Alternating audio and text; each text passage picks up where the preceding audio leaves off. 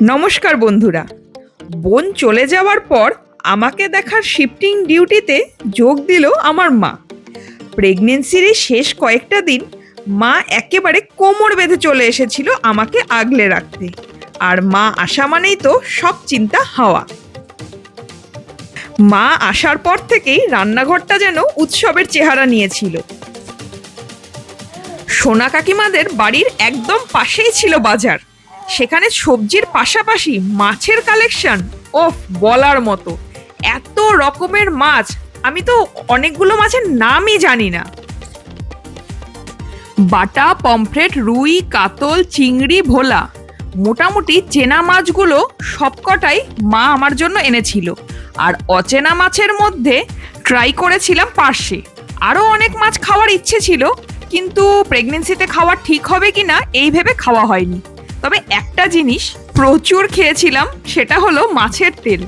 আসলে ওখানে মাছের তেল আমাদের মতো খুব একটা কেউ খায় না মনে হলো, তাই আমাদের প্রায় প্রতিদিনই মাছের সঙ্গে ফ্রিতে দিয়ে দিত।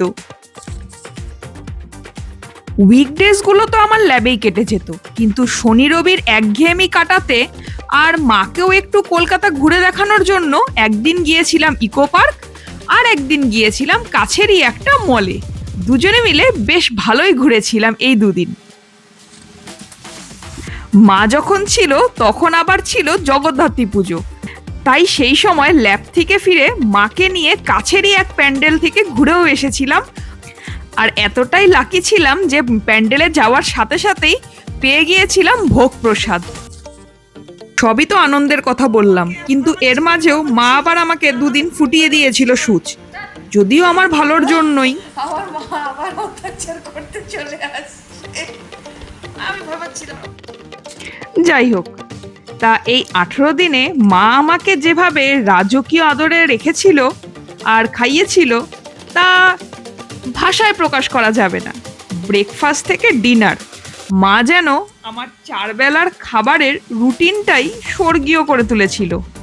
মায়ের হাতের এই যত্নেই খুঁজে পেয়েছিলাম আসল শান্তি।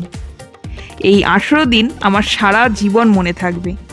আশীর্বাদ করবেন সবাই। দেখা হচ্ছে পরের পর্বে। ততক্ষণ অবধি টাটা।